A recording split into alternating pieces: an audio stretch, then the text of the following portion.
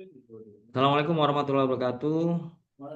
Saya Dr. Beni Zulkarnain. Saya yang akan memberikan kuliah tentang radiologi nuklir 2 ini. Ini merupakan bagian dari BRP untuk nuklir 2 semester 6. Jadi yang nanti saya bawakan ini adalah dasar-dasar dari em, PET dan hibrid yang nantinya akan menjadi dasar dalam keilmuan berikutnya yang nanti akan dipelajari berikutnya, baik di akademik maupun di klinik. Saya harapkan Anda semua nanti memahami, menyimak baik-baik kuliah saya ini, dan nanti kalau misalnya ada pertanyaan bisa dilakukan di akhir kuliah saya. Oke? Sekarang saya share dulu kuliah saya ini. Share.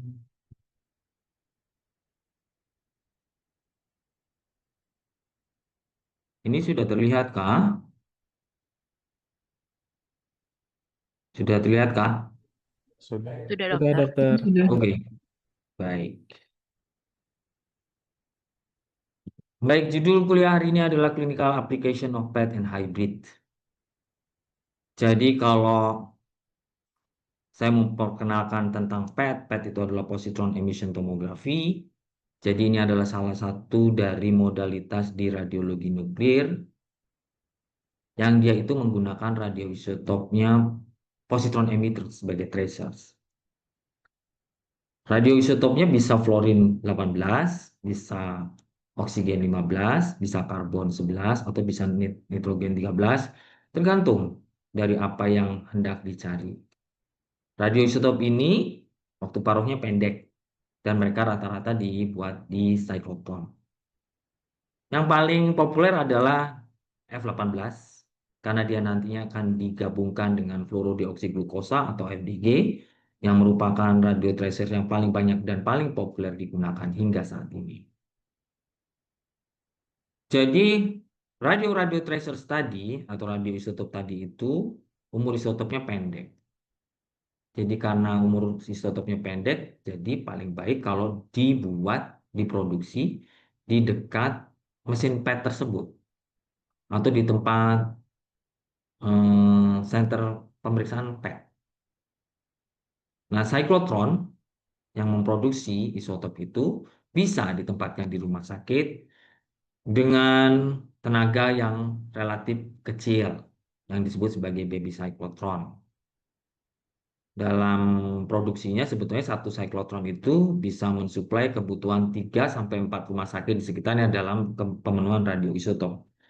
Tapi ini kalau dilakukan di kota-kota besar, misalnya model Jakarta yang transportasinya lumayan menantang, ini sulit untuk mensuplai kebutuhan 3-4 rumah sakit karena umur isotopnya yang pendek. Jadi kalau misalnya ini bisa dilakukan di kota-kota yang nggak terlalu macet mungkin bisa, tapi kalau di Jakarta mungkin agak susah ya.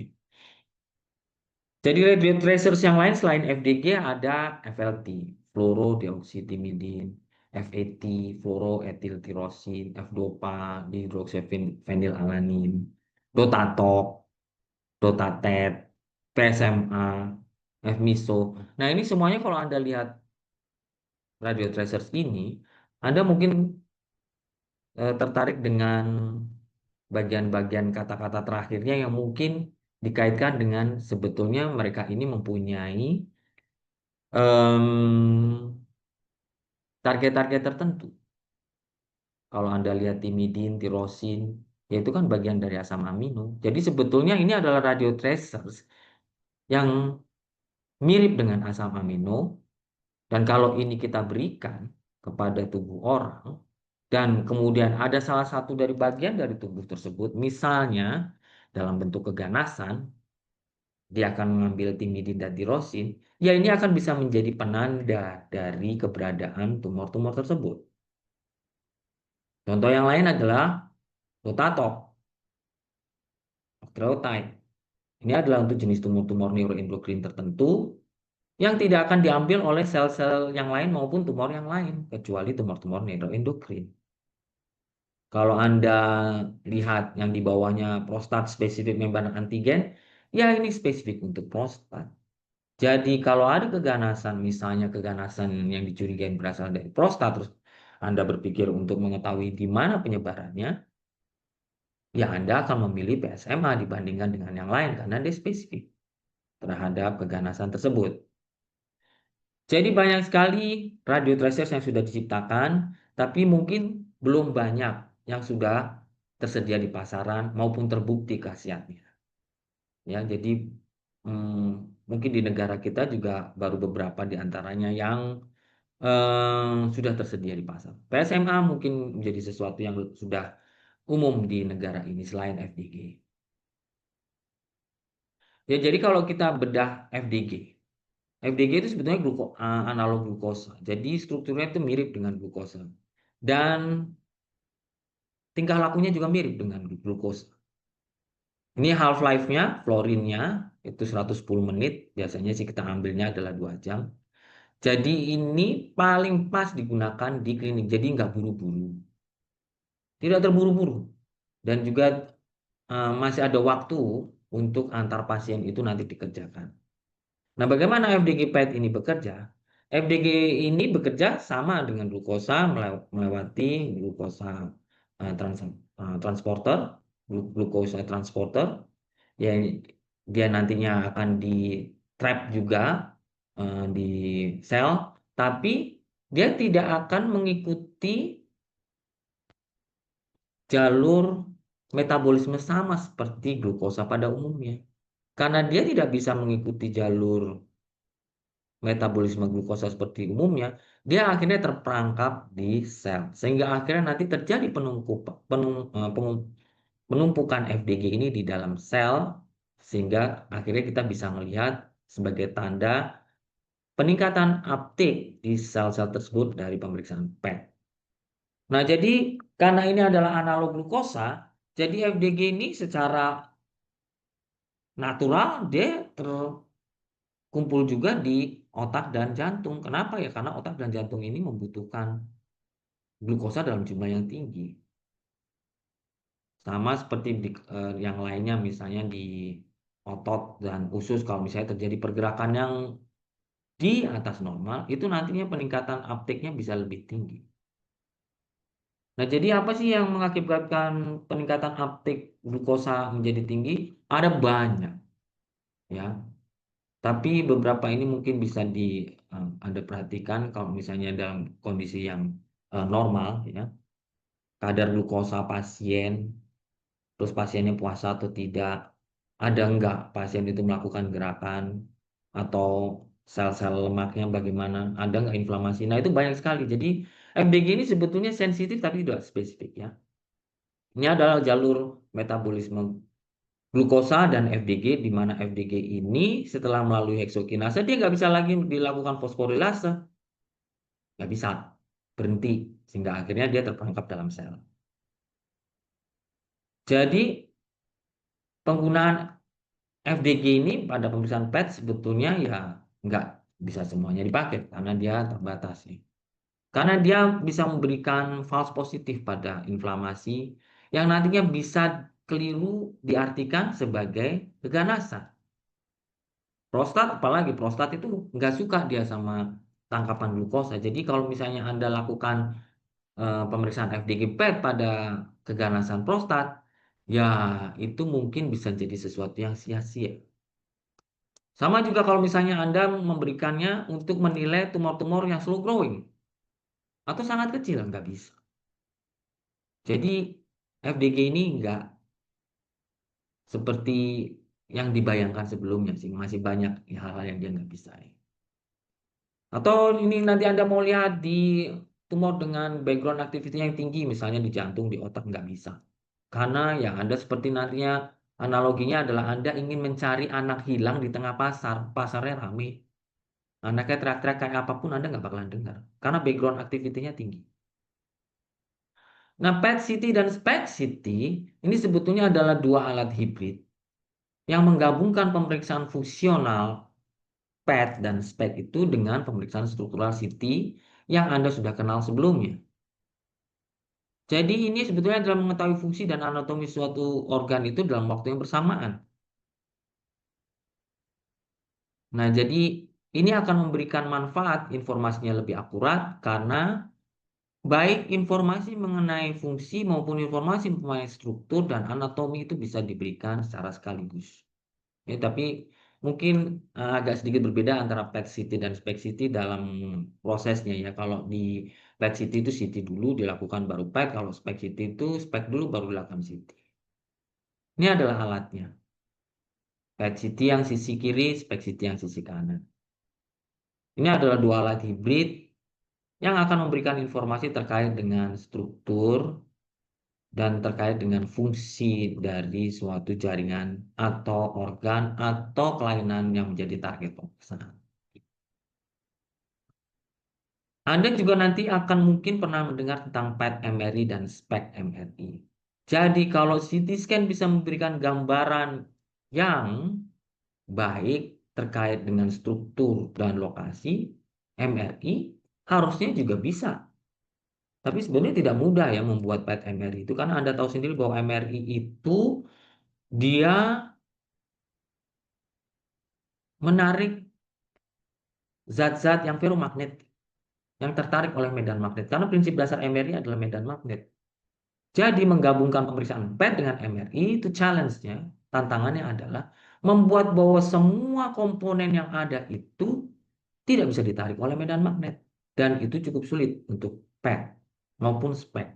Tapi itu bisa akhirnya bisa juga dibuat. Tapi yang available saat ini di pasaran hanya PET MRI. SPECT MRI ini saat ini tidak ada yang ada di dalam dipasarkan di dalam di pasaran. Mereka ini hanya terdapat pada pusat-pusat riset. Ya, memang ini juga mempunyai keuntungan dibandingkan PET CT karena MRI tidak memakai radiasi, sedangkan kalau PET CT, CT-nya memakai radiasi. Jadi nanti double radiasi akan diberikan kepada pasien kalau pemeriksaannya adalah PET CT atau SPECT CT. Ini SPECT MRI hanya ada di pusat riset. Sedangkan PET MRI, Indonesia akan mempunyai satu PET MRI yang nanti akan ditempatkan di Rumah Sakit Pusat Otak Nasional. Saat ini masih berproses, tapi kita belum punya secara de facto. Nah, kalau Anda lihat gambaran spek dan PET seperti ini, memang ini adalah sulit ya. Kita menentukan di mana lokasi tepatnya karena gambarnya ini resolusinya rendah. Dan ini adalah ciri-ciri dari pemeriksaan di kedokteran nuklir.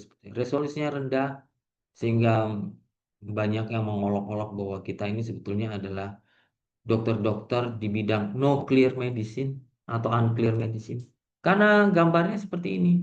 Tapi kalau ini kita lakukan dengan pemeriksaan hibrid, gambar-gambar tersebut yang merupakan informasi fisiologis, informasi fungsional, itu akan bisa terlihat dengan jelas lokasinya ada di mana dan informasi tambahan, misalnya di tulang-tulang ini, menjelaskan lebih jauh tentang apa yang terjadi di lokasi tersebut yang menunjukkan peningkatan atau penurunan aktivitas dari sel-selnya. Apa yang terjadi? Sehingga kalau Anda mendapatkan informasi itu, Anda akan bisa tahu bahwa ada sesuatu yang terjadi dan ini sesuai dengan salah satu patogenesis dari suatu penyakit tertentu. Oke? PET MRI akan jauh lebih menguntungkan kalau misalnya Anda itu mempunyai masalah dengan penyakit-penyakit yang merupakan penyakit pada jaringan lunak. Misalnya otak. Otak itu akan jauh lebih baik diperiksa dengan MRI dibandingkan dengan CT scan karena resolusi yang diberikan oleh MRI itu jauh lebih baik jika berkaitan dengan parenkim otak. Mungkin juga di tempat lain bisa dilakukan, misalnya di organ intraabdomen yang membutuhkan ketelitian tinggi terkait dengan posisi dari struktur di dalam perut, ya.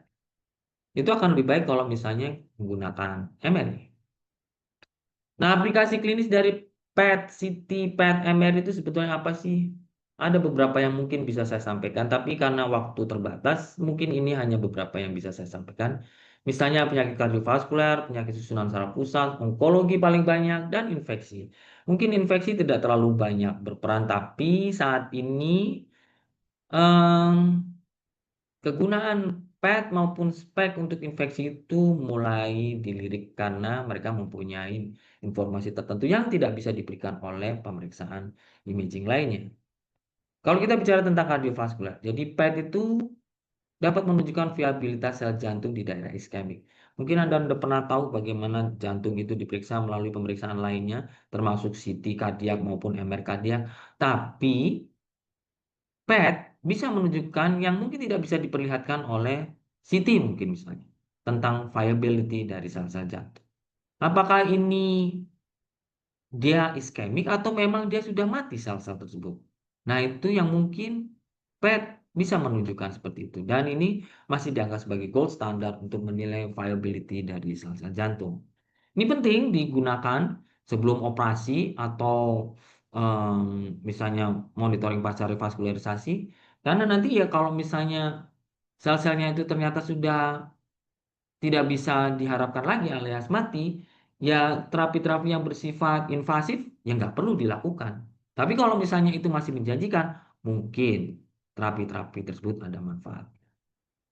Ini adalah contoh dari pemeriksaan PET pada kardiak PET dan di sebelahnya adalah pemeriksaan vaskularisasi di angiografi. Jadi mereka memperlihatkan bahwa bagian-bagian jantung ada yang iskemik. Dan ini adalah perbandingan antara SPECT dan PET. Karena PET itu menggunakan prosedur dan radioisotop yang lebih baik dibandingkan dengan SPECT, maka hasilnya pun akan lebih baik dibandingkan dengan PET. Reliability-nya akan lebih baik dibandingkan dengan SPECT. Jadi, kalau lihat gambar seperti yang saya tampilkan ini, pada pemeriksaan perfusi, itu ternyata perfusi TC dengan spek didapatkan ada kemungkinan hipoaktivitas, tapi pada FDG ternyata enggak. Jadi itu menunjukkan bahwa spek mempunyai nilai yang inferior terhadap PET pada pemeriksaan jantung. Bagaimana dengan penyakit susunan saraf pusat?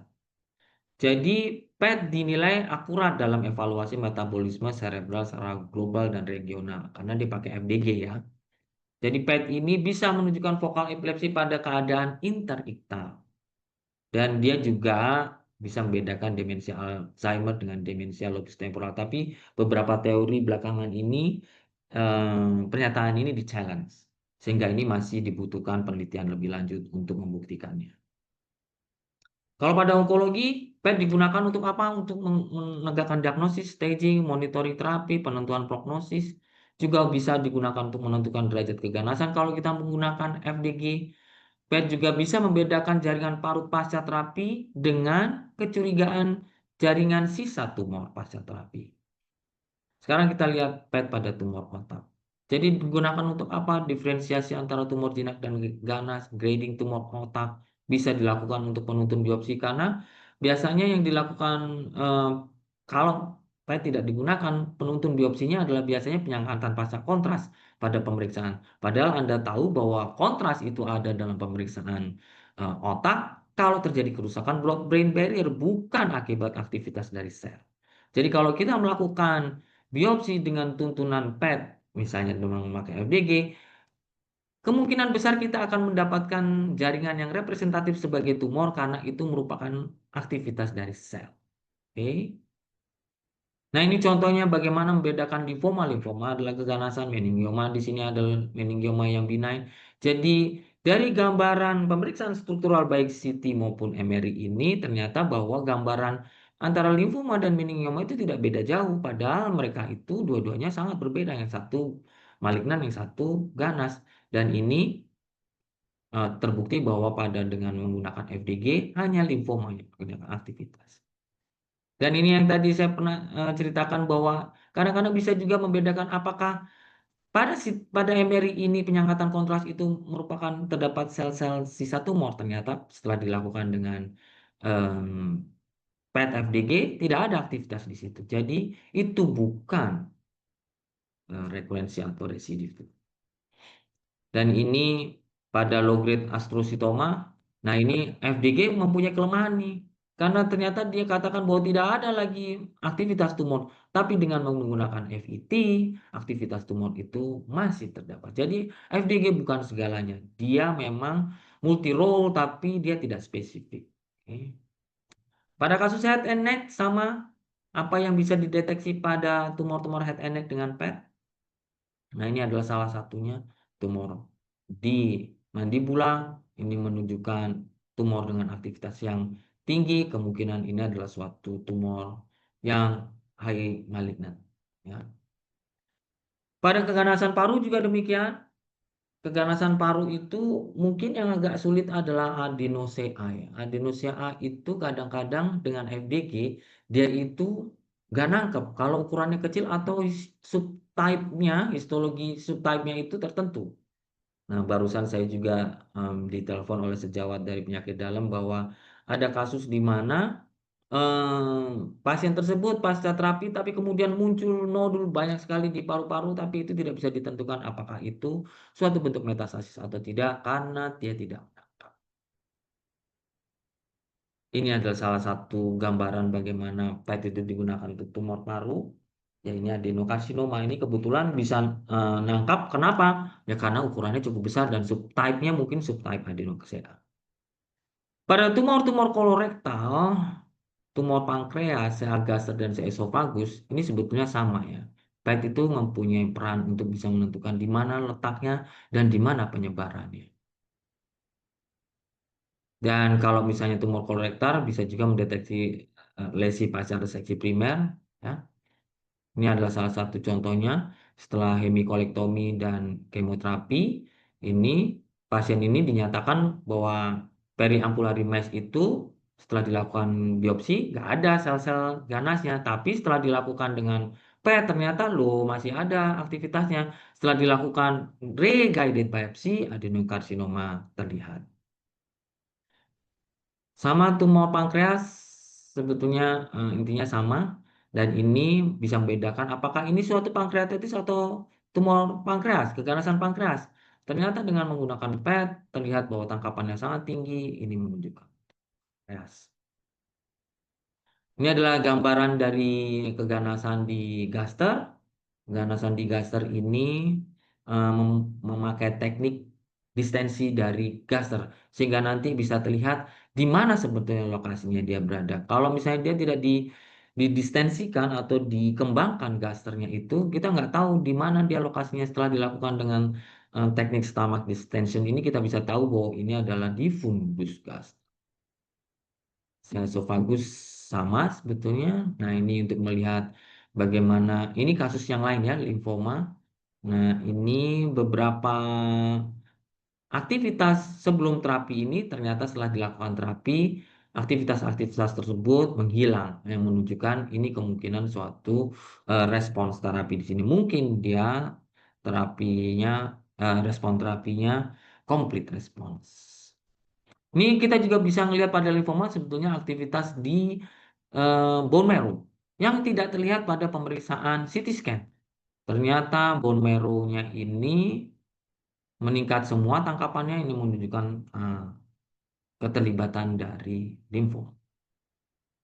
Ya, itu yang saya bisa berikan dan ini adalah dasar-dasar yang nantinya mungkin akan membuat Anda tertarik untuk mempelajari lebih jauh dan mendalami ini sesuai dengan yang dimintakan untuk menjadi kewenangan Anda nanti. Ada yang mau bertanya? Siapa yang mau bertanya? Izin saya, Dok. Glansius, silakan Ya, Glansius. Dok. Terima kasih, Dok, atas paparannya, Dok. Sebelumnya dokter sudah menyampaikan bahwa FDG ini merupakan glukosa analog ya, Dok ya. Apakah pada pasien-pasien yang dengan level glukosanya tinggi, Dok, dapat mempengaruhi dari hasil atau sensitivitas dari pemeriksaan yang menggunakan FDG ini, Dok? Kemudian, apakah memang jika ada pengaruhnya, Dok, mungkin teknik atau persiapan apa yang perlu kita lakukan, Dok? Mungkin demikian, Dok. Baik, terima kasih Glansius. Ya, tepat sekali bahwa ini sebetulnya nanti mereka akan bersifat kompetitif di dalam sel. Jadi kalau kadar gula tinggi, artinya itu nantinya mereka FDG yang diberikan itu mungkin tidak efektif. Jadi kita harus mengontrol kadar gula di dalam darah ini sehingga FDG yang nanti diberikan itu nantinya bisa memberikan gambaran sesuai dengan yang diinginkan. Jadi tentu saja kadar gula darah sebelum pemeriksaan itu harus dicek dan dikontrol jika perlu. Sehingga itu nantinya membuat pemeriksaan dengan FDG ini menjadi akurat. Demikian, Gladys. Terima kasih, Ada dokter. pertanyaan? Ada pertanyaan lain? Selamat siang dok, izin Oke, bertanya. Irfan, silakan. Ya dok, terima kasih presentasinya dok. Eh, yang ingin saya tanyakan, kira-kira apakah untuk FDG PET ini bisa digunakan untuk semacam screening gitu ya dok? Misalnya memang pada suatu pasien belum diketahui misalnya tumor primernya apa dan apabila bisa, kira-kira apakah tracer yang cocok apa gitu dok? Apakah FDG atau yang lain dok? Terima kasih dok. Baik, jadi kita berbicara tentang screening. Jadi kalau dipikir secara akademik, sebetulnya ini mampu laksana. Tapi secara etik, ini tidak.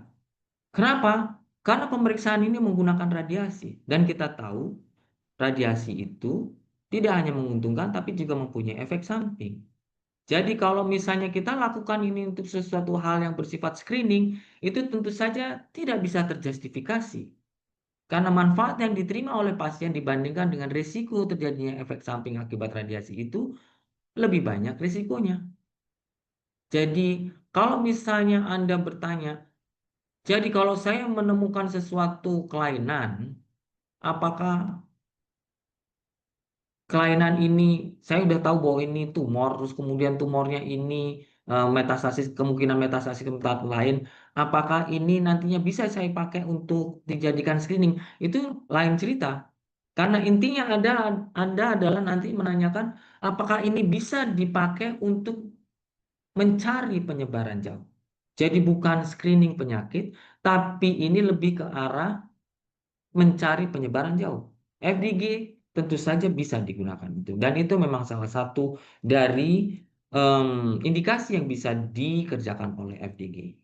Tapi kemudian Anda juga bertanya, dok, tadi dokter memperlihatkan salah satu kasus bahwa ternyata FDG juga bisa menyebabkan negatif palsu. Ya, jadi apakah nantinya saya harus memilih FDG dulu atau saya langsung memikirkan hal yang lain? Itu tergantung pada jenis dari sel tumor yang dihadapi. Jadi ada begitu banyak informasi saat ini mengenai tumor behavior yang nantinya bisa membuat Anda mengatur strategi apakah saya langsung milih FDG atau saya berpikir untuk mencari yang lain. Contoh klasik adalah kanker prostat. Kalau Anda berpikir kanker prostat, Anda nggak akan memikirkan untuk memakai FDG. Karena tumor behavior dari prostat, dia tidak akan mengambil glukosa dalam jumlah banyak. Jadi itu mungkin salah satu yang bisa saya sampaikan. Jadi belum tentu Anda nantinya akan berpikir FDG dulu. Enggak. Tergantung tumor behavior. Dan itu tergantung dari penyakit apa yang sedang dihadapi. Begitu ya, Ivan. Ada pertanyaan lain? Ini mungkin terakhir karena waktu kita terbatas. Izin dok, saya Vivin dok, izin bertanya dok. Alvin, silakan. Izin dok, apakah kalau tangkapan patologis itu dia harus lebih dari 2,5 SUV maksimal dokter? Berikut pertanyaan dari saya dokter. Baik, jadi memang ada konsensus bahwa tangkapan patologis yang bisa dikaitkan dengan keganasan itu nilai cut off-nya adalah 2,5 SUV max. Nah, ini memang masih bukan sesuatu yang absolut, tapi ini dipakai secara umum. Jadi memang beberapa dan sebagian besar ahli mengatakan bahwa nilai cut off 2,5 ini dipercaya sebagai sesuatu yang saat ini masih dipakai sebagai penentu apakah ini bisa dianggap suatu keganasan atau tidak. Tapi jangan lupa bahwa ada peningkatan uptake yang begitu tinggi, itu pun ternyata bukan keganasan. Seperti kalau Anda misalnya membaca salah satu literatur yang dari India, para ahli dari India menyatakan bahwa tuberkulosis sebagai salah satu bentuk infeksi yang spesifik, itu ternyata memberikan tangkapan yang sangat tinggi, melebihi keganasan. Bisa puluhan. Tapi mungkin juga Anda ingat tadi pernyataan saya bahwa adenokarsinoma paru itu pada jenis subtipe tertentu aktivitasnya sangat rendah. Padahal mereka sangat ganas. Jadi memang nilai cut-off ini tidak mutlak. Jadi Anda harus bersikap hati-hati, tapi memang hingga saat ini nilai 2,5 itu dipercaya sebagai nilai cut-off untuk keganasan. Demikian jawaban saya, Alvivin. Saya kira waktu kita sudah habis karena waktu saya cuma setengah jam untuk memberikan kuliah ini. Terima kasih atas perhatiannya dan mungkin saya harapkan nanti pada ujian tentang PET dan hibrid ini Anda bisa menggali lebih dalam selain dari kuliah yang saya berikan karena sifat kuliah ini adalah permukaan dan Anda diharapkan untuk mencari lebih jauh berdasarkan dengan literasi yang ada. Terima kasih. Assalamualaikum warahmatullahi wabarakatuh. Pasti dokter.